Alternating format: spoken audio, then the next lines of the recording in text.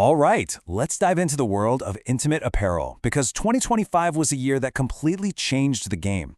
And I'm not just talking about new styles or colors. We're talking about a massive, fundamental shift in strategy, in power, and really, in what it even means to be a top brand.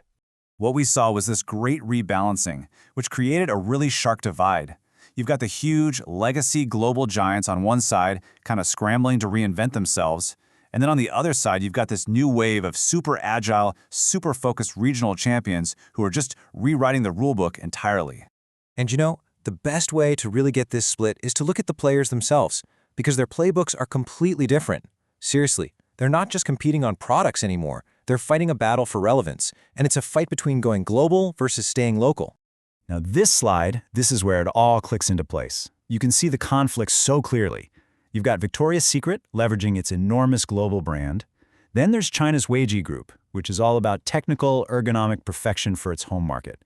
And then you've got the Korean brands, who are basically in pure survival mode. And man, they are making some truly wild pivots to stay afloat. So for Victoria's Secret, the whole game became about winning back that mind share. They went all in on a huge rebrand, moving away from that classic image towards something way more inclusive. And a key part of that was buying Adore Me, a brand born on the internet, to finally crack the code on reaching a much wider audience with data. And this is just a perfect example of Huijie's whole strategy. While Victoria's Secret was busy changing its story, Huijie was busy perfecting the actual product. They zeroed in on a super common problem, that annoying side panel chafing, and they engineered a solution. This technical focus is their defensive moat, and they backed it up with 32 new patents in 2025 alone.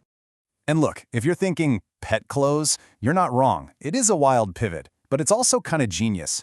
They were facing a market that was totally saturated with an aging population, so BYC took its decades of textile know-how and jumped into the booming pet economy. This wasn't some gimmick, it was a really smart, calculated move to survive. So here's the crucial thing. These different strategies, they create vastly different financial realities. To understand which of these companies is actually healthy, you can't just look at sales. Nope. You have to dig deeper into how they operate, starting with a metric that shows you what's really happening behind the curtain. First up is something called inventory health. Think of it like the produce section at a grocery store. How fast are they selling those apples before they go bad? It's a critical measure of how agile a company is and whether its cash is actually working for it or just sitting on a warehouse shelf collecting dust. So in 2025, it took China's Huijie group a staggering 247 days to sell through its inventory.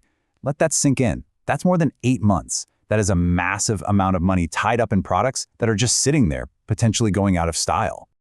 Okay, now let's look at Victoria's Secret. They sold through their entire stock in just under 89 days. That is almost 3 times faster than Huijie. It just goes to show how incredibly responsive and dialed in their global, data-driven supply chain really is. The difference here is it's night and day. Huijie is running this giant freezer warehouse packed with stuff that's at high risk of becoming totally obsolete. Victoria's Secret, on the other hand, they're operating more like a high-end restaurant with a fresh menu every day. They're agile, they're serving what's in demand, and it's just way more financially efficient. Next up, let's talk about a really fascinating problem that's actually born from incredible success. It's called e-commerce saturation. It's what happens when a brand gets so good at one platform that it starts to hit a wall. And Huijie Group is the perfect case study here. I mean, they built a 100-person team just for live streaming. They absolutely mastered Douyin, which is China's version of TikTok, and it worked. Revenue from that one channel shot up by over 30% in 2025 alone. That's phenomenal growth. But here's the catch. There's a hidden danger. This hyper-focus creates a dependency. The cost of finding new customers on Douyin keeps going up, and eventually you start to hit this traffic ceiling. All of a sudden, you're scrambling to find brand new places to grow just to keep the momentum going. Okay, so we've got these different playbooks, these hidden financial risks. Where does the industry go from here? Well, all the data from 2025 points to 2 very clear, very important battlegrounds that are going to decide the winners and losers of tomorrow. It's pretty much all going to come down to 2 things. First, sustainability, but not just as a buzzword. And second, inclusivity. I mean, real, radical inclusivity is becoming the new gold standard for market leadership. So listen, this isn't about just checking a box for ESG anymore. Brands are getting way smarter. They're using eco-friendly materials to actually justify higher prices and build more brand value. Huijie connected its sustainable fabrics directly to the comfort of its premium bras, while Victoria's Secret is future-proofing its cotton supply against climate change. It's great marketing, and it's also just smart business.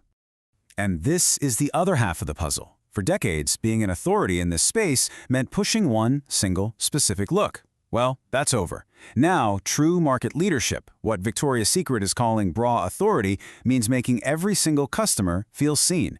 It's about serving all body types, all budgets, and all stages of a person's life. Ultimately, the great shakeup of 2025 really boils down to one fundamental question about where consumer brands are headed. What's the winning formula now? Is it a perfectly crafted global story that everyone recognizes? Or is it an obsessively engineered product that delivers a perfect personal fit for a specific community? The companies that figure that out are the ones who will own the next decade. Look, what we've talked about here is really just scratching the surface. If you want to go way deeper and see all the data and the full analysis for yourself, you can find the complete report from HDIN Research right on their website. Thanks so much for tuning in.